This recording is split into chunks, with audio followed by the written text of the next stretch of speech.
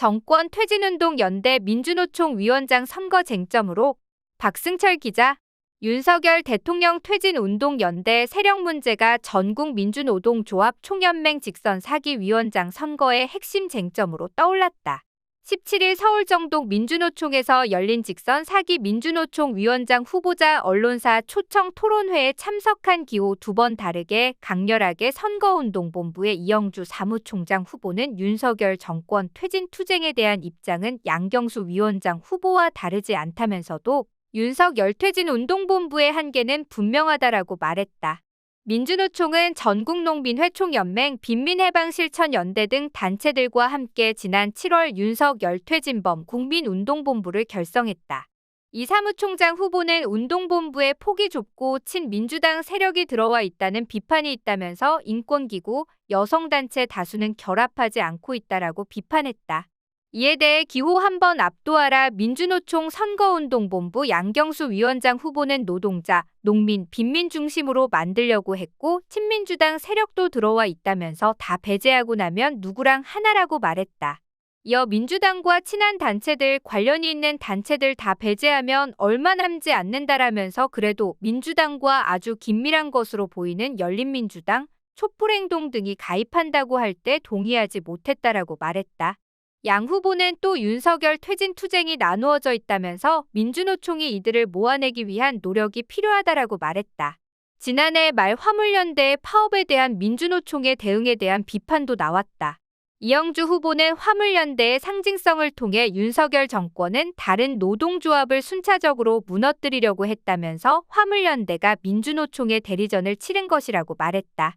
이어 화물연대가 투쟁한다면 민주노총은 건설, 서비스, 택배 노조를 붙여서 전체 전선을 확대하는 역할을 해야 했다면서 지난 3년간 민주노총이 현장에 없었다는 말은 치열한 산별투쟁에서 전선을 확대하지 못했기 때문에 나온다라고 말했다.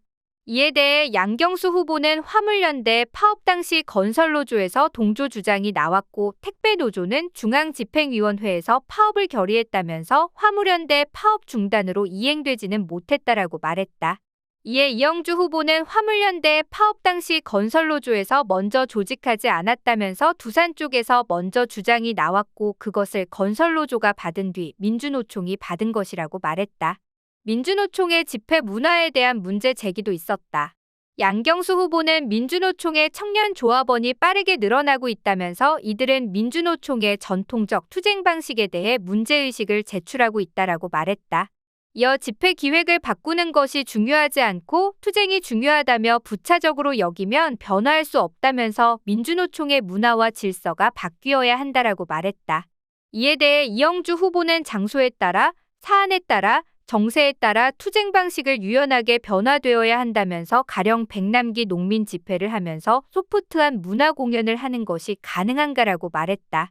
양경수 후보는 이영주 후보와 같은 답변이 현장과 민주노총을 멀어지게 한다면서 투쟁 방식의 변화 목소리를 외면하면 조합원들에게 저기는 아무리 이야기해도 듣지 않는구나 하고 느끼게 된다라고 말했다.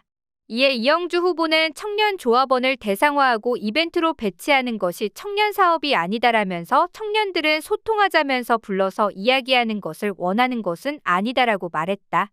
이어 핵심은 청년을 위한 구체적인 사업 계획을 기획하는 것이라면서 산별에서는 청년 임금 인상 요구안을 내놓고 공무원 노조에서는 임금 인상 핵심을 저호봉으로 잡았다라고 말했다.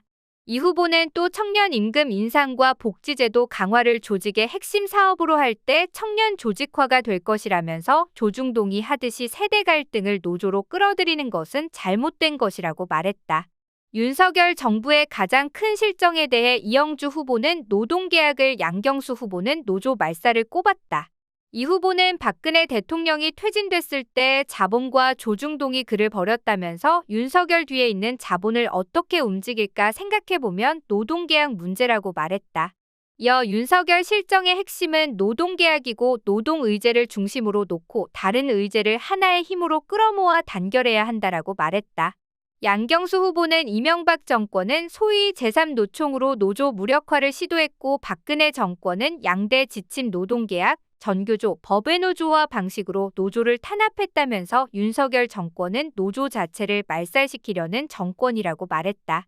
이어 가장 중요한 것은 부문 근로자 대표 제도라면서 삼성전자에서 노조협의회와 임금 협상 중 갑자기 노사협의회와 임금 협상으로 바꿨다라고 말했다.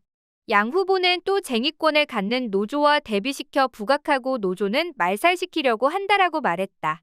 민주노총의 국제연대에 대해서는 두 후보 모두 강화될 필요가 있다고 강조했다. 이영주 후보는 한상균 전 위원장이 구속됐을 때 국제연대에 많은 빚을 지고 있다면서 미국 자동차 총연맹이 조합원 전체 서명지를 줬고 평창올림픽 때는 전 세계 노동자들이 올림픽을 보지 못하고 갇혀있는 노동자가 있다는 릴레이 피켓팅을 해줬다라고 말했다. 이어 지금까지 민주노총이 도움을 받는 입장이었다면 이제는 동아시아에서 민주노총이 중심을 잡고 투쟁해야 한다면서 전 세계적 패권주의가 평화를 깨고 있는데 이를 반대하는 투쟁에도 나서야 한다라고 말했다.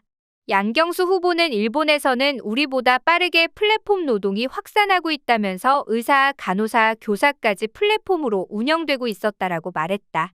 이어 독일에서는 플랫폼 관련 입법이 되고 있다면서 다른 나라 노동자들과 공통의 경험을 공유하고 함께 노력할 수 있는 부분을 찾아야 한다라고 말했다.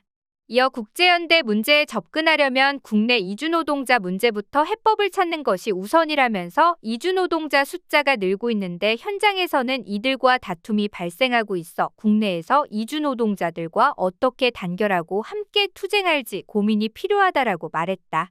민주노총 위원장 선거에는 기호 한번 압도하라 민주노총 선본에서 양경수 위원장 후보, 이태환 수석 부위원장 후보, 고미경 사무총장 후보와 기호 두 번 다르게 강렬하게 선본에서 박희은 위원장 후보, 김금철 수석 부위원장 후보, 이영주 사무국장 후보가 각각 출마했다.